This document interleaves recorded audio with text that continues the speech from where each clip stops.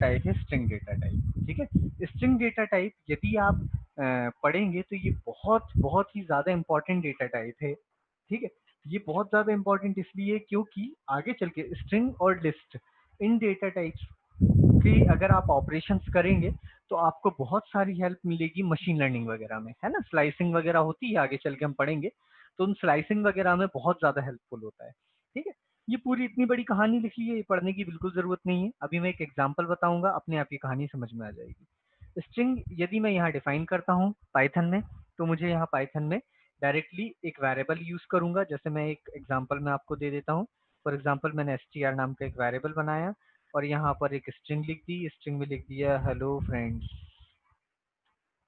चाय P low. ठीक है, तो ये मैंने स्ट्रिंग लिख दी। ठीक है, अच्छा यहाँ पे पाइथन में कई जगह सिंगल कोड मिलेगा स्ट्रिंग के साथ, कहीं कई जगह डबल कोड मिलेगा। इवन पाइथन में नहीं, कई लैंग्वेजेस में आपको सिंगल डबल कोड मिलेगा। कंफ्यूज मत होना, सिंगल कोड हो डबल कोड हो, हम स्ट्रिंग को रिप्रेजेंट कर रहे हैं। इनकी यूटिलिटीज होती है कि सिंगल कहाँ लगाना है, डबल कहाँ लगाना है। अभी मैं वो बताऊंगा आपको, जस्ट इस एग्जाम्पल के बाद स्ट्रिंग वाला डेटा टाइप पढ़ा दूं, फिर मैं आपको बताऊंगा कि सिंगल कोड कहाँ ज्यादातर लगाया जाता है और डबल कोड कहाँ लगाया जाता है। अब अगर मैं प्रिंट करता हूँ, किसको प्रिंट करूंगा, यदि मैं str को प्रिंट करूंगा तो ऑब्वियसली ये मुझे ये पूरी स्ट्रिंग प्रिंट कर देगा। यदि मैं प्रिंट करता हूँ str की 0 पोजीशन, तो ऑब्वियसली ये मुझे क्या करेगा, h प्रिंट कर देगा। यदि मैंने यहाँ पर 0 कॉलन यहाँ पर दे दिया मैंने 3, तो ये 0 से शुरू करेगा, यानी h से शुरू करेगा, और ये कहाँ तक जाएगा, 3 तक नहीं जाएगा, एक कम जाएगा। पाइथन में ये चीज आप याद रखना कि ये हमेशा एक कम चलता है। ठीक है, यानी ये 2 तक जाएगा, तो 0 1 2। ठीक है, तो HEL ये हमें प्रिंट कर देगा। क्या प्रिंट कर देगा, HEL। पाइथन में जब भी हम कमेंट्स लिखते हैं तो हैश साइन लगाया जाता है। बाकी लैंग्वेजेस में आपने देखा होगा कि स्लैश एस्ट्रिक लगाते थे, कई बार हम डबल स्लैश लगाते थे। पाइथन में हैश लगाया जाता है। तो अब हम सिंपल पाइथन के अंदर आ चुके हैं। ठीक है, तो जब भी आपको प्रिंट करना होगा 0 पोजीशन से तो आप ऐसे प्रिंट करेंगे। यदि आपको कोई स्पेसिफिक पोजीशन देनी है तो आप वहां से शुरू कर दीजिए, तो ये ई और एल को प्रिंट कर देगा। ठीक है, चलो अब फिर से हम आते हैं। प्रिंट अगर मुझे करना है str ऑफ, यहाँ पर मैंने दे दिया, सॉरी, यहाँ पर मैंने दे दिया कॉलन, अरे हो क्या रहा है, अच्छा गलत की प्रेस हो रही थी। ठीक है, कॉलन 7 दे दिया। तो इसका मतलब है कि ये 0 से, अगर मैं कुछ भी स्पेसिफाई नहीं करता हूँ तो ये बाय डिफॉल्ट शुरू करता है 0 से। ठीक है, और कहाँ तक जाएगा, 7 तक, यानी कि 6 तक।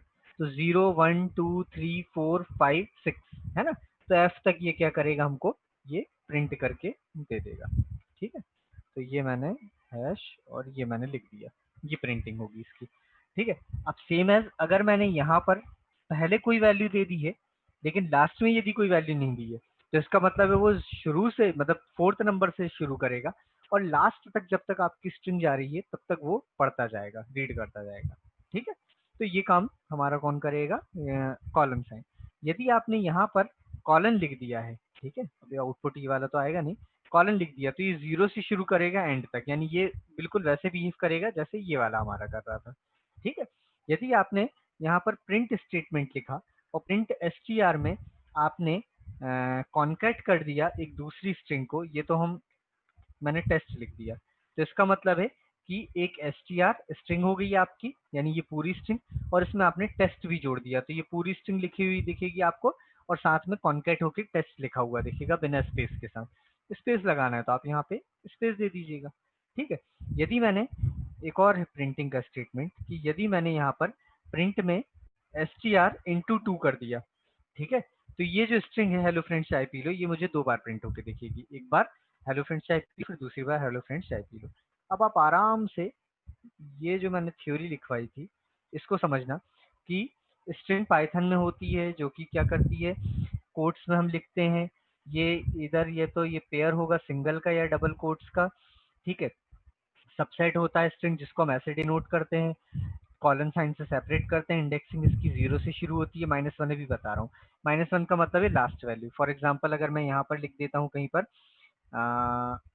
स्ट्रिंग मुझे चाहिए है कॉलन -1, या फिर सिंपल -1 अगर मैं दे दूं, ठीक है, तो ये क्या करेगा, -1 का मतलब होता है कि अगर ये 0 है तो ये हमारा लास्ट में पहुंच गया, -1 हो गया। ये -2 हो जाएगा, तो ऐसे भी हम चला सकते हैं इसको। तो इन्होंने -1 दिया। प्लस का मतलब होता है कॉन्कैट करना, जो मैंने अभी बताया। स्ट्रिक का मतलब होता है रिपीट करना। तो देखो, अब बताओ, अगर कोई डाउट हो तो पूछ लो भाई। अच्छा, ये जो थ्योरी जो मैं बताई है, ये मैं आपको प्रोवाइड करूंगा। ये जो कंटेंट है ना, ये बिल्कुल मैं आपको दूंगा। लेकिन ऐसा नहीं कि आप बोलो कि आज ही सर दे दो, तो थोड़ा सा रुक के कल या परसों में मैं आपको ये प्रोवाइड कर दूंगा। ठीक है।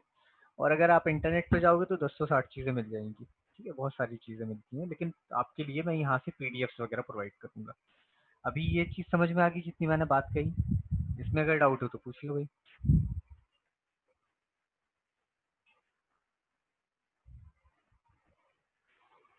नहीं है डाउट? हाँ या ना? चलो बढ़िया। अब आगे बढ़ते हैं हम। आगे बढ़े हम कि अब आ गया हमारा list data type. List data type की अगेन हम थ्योरी नहीं पढ़ेंगे, डायरेक्ट प्रैक्टिकल पे आएंगे। इसको थोड़ा सा यही बता रहा हूँ मैं। अच्छा, यहाँ पर अगर आप देखोगे तो मैंने प्रिंट के बाद ब्रैकेट नहीं लगाया हुआ है ना? तो आप बिल्कुल टेंशन मत लेना, आपको बाकायदा यहाँ ब्रैकेट लगाना है। ये जो स्लाइड है, ये मेरी पुरानी स्लाइड थी। एक जगह किसी ने मुझसे पूछा था कि हम पाइथन 2 में कैसे, पाइथन 2 और पाइथन 3 कैसे अलग होता है। तो मैंने यहाँ पे उनको समझाया था और सेव करके मैंने छोड़ दिया, भूल गया मतलब उसको हटाना। तो वहाँ पर मैंने समझाया था कि पाइथन में जैसे ब्रेसेस यूज नहीं होते थे 2.7 या 2.x सीरीज में, और जो पाइथन 3 जो सीरीज आई है उसमें हम यहाँ पर ब्रैकेट यूज करते हैं। ठीक है। तो अब अपन, जैसे मैंने आपको याद हो बताया भी था कि हम पाइथन 3.5 करेंगे, या पाइथन 3 का कोई भी वर्जन आप कर सकते हो। ठीक है, तो वो मैंने इसलिए कहा था ताकि हम पुराने वर्जन के पुराने सिंटेक्स पे काम ना करें। ठीक है। तो अब यहाँ पर हम आए और यहाँ पर मैंने आपको बताया कि अब लिस्ट क्या होती है। लिस्ट बिल्कुल हमारी एरे जो हम पढ़ते थे आपका सी लैंग्वेज में, बिल्कुल लिस्ट डेटा टाइप वैसा ही है, बिल्कुल वैसे ही बिहेव करेगा, सब कुछ वही है। यहाँ पर लिस्ट मैंने बनाई बस इसमें, और आप हमारे जो ट्रेडिशनल एरे था हमारे सी लैंग्वेज का, दोनों में एक छोटा सा डिफरेंस है। वो डिफरेंस ये है कि यहाँ पर लिस्ट में आप मल्टीपल डेटा टाइप्स को रख सकते हो। मल्टीपल डेटा टाइप्स का मतलब होता है कि आप यहाँ इंटीजर वैल्यू भी रख सकते हो, यहाँ आप कौन सी वैल्यू रख सकते हो, कैर वैल्यू भी रख सकते हो, यानी स्ट्रिंग वैल्यू भी रख सकते हो, फ्लोट वैल्यू भी रख सकते हो, कैसी भी वैल्यूज आप यहाँ पर कलेक्ट करके रख सकते हो। ठीक है। तो ये काम होता है किसका, हमारी लिस्ट का। तो यहाँ पर देखो मैंने कलेक्शन बनाया, यहाँ पर राज 78600, रोहित और 70000, ऐसी मैंने 4 वैल्यू दी, मतलब लिस्ट का साइज बन गया 4। ठीक है। अब लिस्ट का अगर साइज 4 बना है, मैंने एक और लिस्ट बनाई, सेकंड लिस्ट। तो उसमें मैंने 2 वैल्यू लिख दी है, 1 2 3 और ललित। जैसे ही मैं एलएस को प्रिंट करूंगा तो ऑब्वियसली ये चारों वैल्यू प्रिंट हो जाएगी। जीरो पोजीशन प्रिंट करता हूँ तो ये मुझे राज प्रिंट करके देगा।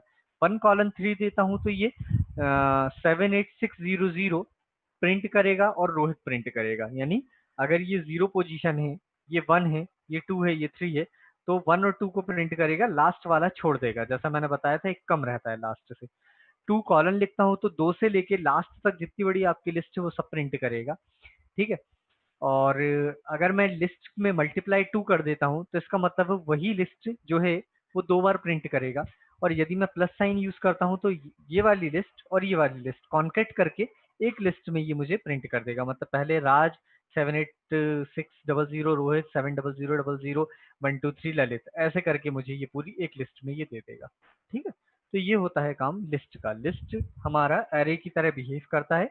इसकी डेफिनेशन अगर आप देखो तो ये हमारा सी लैंग्वेज का एरे की तरह होता है, बस इसमें डिफरेंस ये होता है कि अलग अलग डेटा टाइप्स का ये कलेक्शन होता है। ठीक है।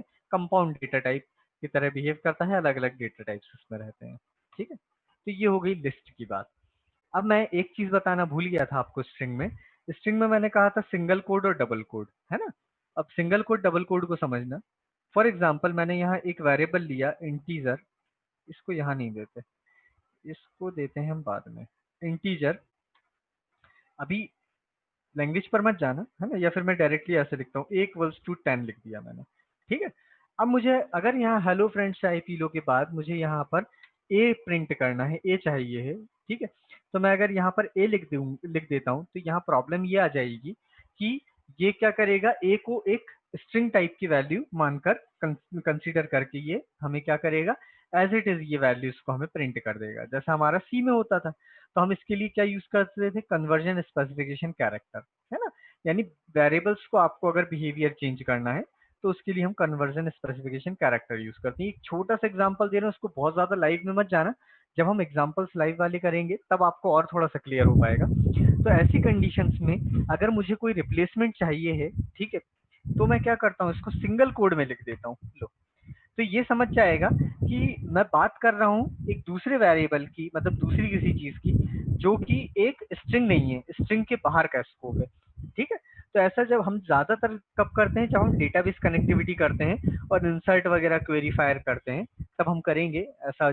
आगे चल के आएगा हमें टास्क कि एक बहुत बड़ी स्ट्रिंग वैल्यू है और उसमें आपको क्या करना है, कुछ वेरिएबल्स यहाँ पुट अप करने हैं, तो हम सिंगल कोड लिखते हैं। ठीक है। अब सवाल ये आया कि सिंगल कोड डबल कोड में क्या डिफरेंस है। तो अगर ऐसा कुछ आप ऑपरेशन करें तो याद रखिएगा, यदि बाहर डबल कोड है, ठीक है, तो अंदर सिंगल कोड लिख दो, और अगर बाहर सिंगल कोड है तो अंदर डबल कोड लिख दो, सिंपल। तो इसलिए हम सिंगल कोड और डबल कोड, और ये सिर्फ पाइथन का कोई कंसेप्ट नहीं है, ये होलसो जितनी भी लैंग्वेजेस हैं सब ऐसे ही काम करती हैं कि बाहर अगर डबल कोड है तो अंदर वो सिंगल कोड को मान लेते हैं कि ये भी एक कोई वेरिएबल है। ठीक है।